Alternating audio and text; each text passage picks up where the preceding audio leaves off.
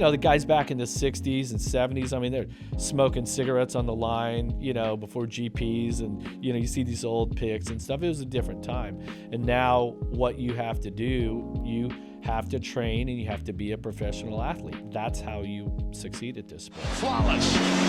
McGrath is not close enough to make a move on the final turn. It is Jeff Emig.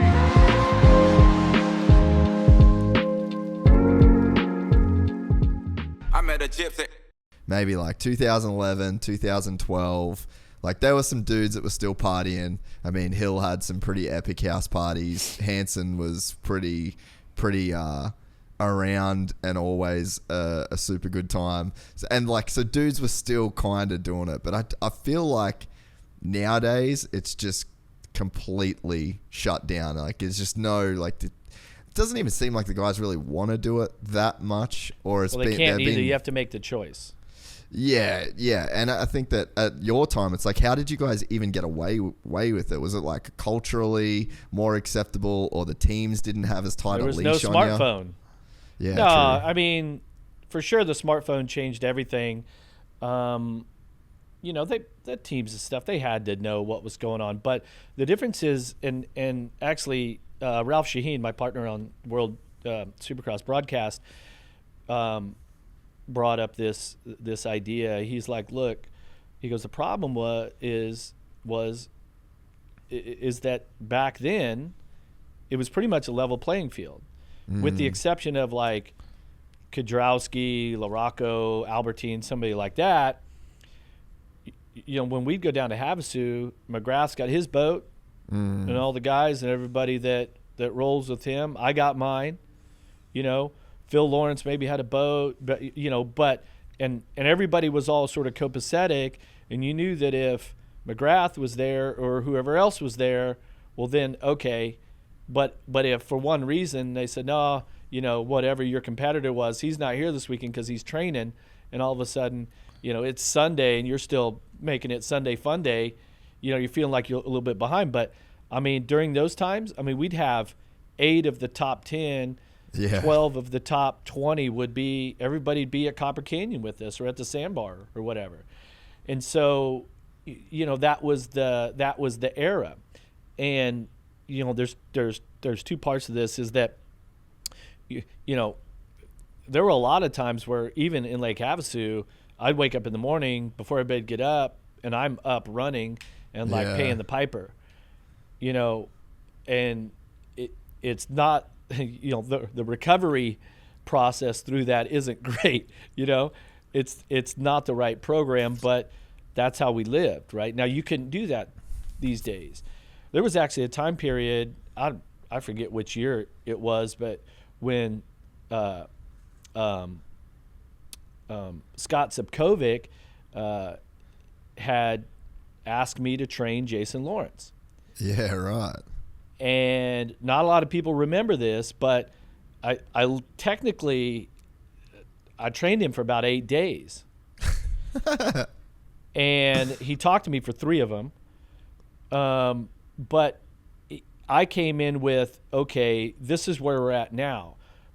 I believe that Jason wanted me to say, hey, we can train just like it's 1997 again. Yeah. Jason, Hill, Hanny, a lot of these guys, that's what they wanted it to be. But the problem was, it's not that anymore. Villapoto is literally in the hotel fitness center doing, a recovery spin on Sunday morning before he gets on his plane. Yeah. He's not just coming in from being out on the town like a lot of us were in the 90s. Yeah. So you can't. So if you're telling me you want to be the best and you want to beat Dungy and Villapoto and Kennard, whoever else it would have been at that time, here's what you got to do. And I felt like that I was going to be able to really connect with him, but it didn't take. I mean, it was less than a week before he kind of just shut everything off. And I mean, I don't think that he wanted to hear what I was, where I was at, to saying, okay, this is what you're going to have to do to win now, Yeah, Scott Sapovic So- just sent him a copy of Fresno Smooth and was like, Jeff Emig. Yeah, this is easy, Just limit the Jack and Cokes and you'll be all right. What were the that's something I 3 learned. days like that you were with him? Because for context, I've never met him like properly and hung out with him, but since I started the podcast, we've actually spoken a bit, and he really seems like a fucking nice, cool guy. Yeah, like totally. underneath, he's. Yeah. I'm sure that he's had a really, really fucking hectic life, and in that hectic life, I can really understand a lot of what's going on with him. Like, I've got friends that are probably had very similar lives to him. Yep. So yeah, I mean, I personally, and I say it all the time, that I think we lost something pretty special in the sport. I mean, he lost. I guess he kind of did it to himself in a bunch of ways too. But I think that there's maybe I'll push back on that for a second, because I mean, I get the feeling that he was pushed out of the sport as much as he pushed himself out of the sport in a way, because it's almost just like no one really wanted a bar of it. No one really cared to embrace it. I don't think anyone saw Jason Lawrence as this fantastic marketing opportunity to be and even- the villain of the sport. And but even he a was brand so like talented. Rockstars, like Party Like a Rockstar, they had him on board. Monster was supporting all these sort of things, but especially during that time period, there really was a smaller box that they wanted to fit everybody into. And I watched your show and heard your comments about him and stuff, and there is some truth to that, but that's also part of the deal. Like when I got fired from Kawasaki in '99, I made the decision right away to take responsibility for my own actions. Yeah. It sucked.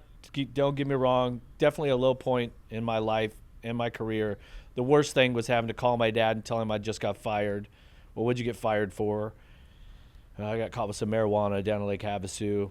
He didn't even give a shit. And he was like, Yeah. he was the most supporting father ever. I'm on the phone with him. I'm super upset. He goes, well, we need to find you a new team and a better bike because you weren't happy riding that bike anyway. And I What was a like, G. No. I need Gary Emig, please. Can you please put Gary on the phone?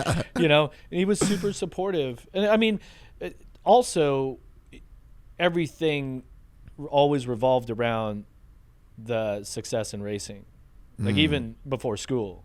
I always make the joke that my dad, if I didn't do good on the weekend, I couldn't go to school during the weekend and hang out with my friends. Where the other kids are like, if you don't get good grades, you can't go to the race on the weekend. Yeah. But I'm getting off here. But No, that's cool. There was a real time period there where things were really getting structured. Agents had a lot of good money coming in. You've got Geico and Progressive and companies like that. All the energy drink companies are experiencing a ton of success. And they're, it's a bit counterintuitive. Dirt bike riders, we are at heart, to our core, we're really kind of rebels. Yeah. And the reason why you gravitate to the dirt bike, just like I was talking about with the guitar, is to isolate everything else around you, get that out of the way, because I just want to be on this and I want to be in my own space, in my own head. Yeah. And we're a bit rebellious. And so when the business of Supercross and Motocross didn't want to accept the dysfunctionality of a guy like Jason Lawrence and Izzy and some of these guys, and they bring it upon themselves. We all do. I did. I brought it upon myself.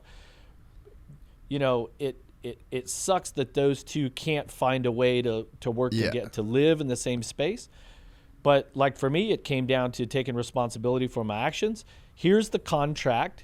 I agree to all of these behavior issues. I'm going to be at press events. I'm going to do this. I'm going to represent the company a certain way. This is a corporate Japanese company, and then in turn, they're going to give me, whatever it was at the time, $400,000 a year. Yeah. That's the agreement that I made.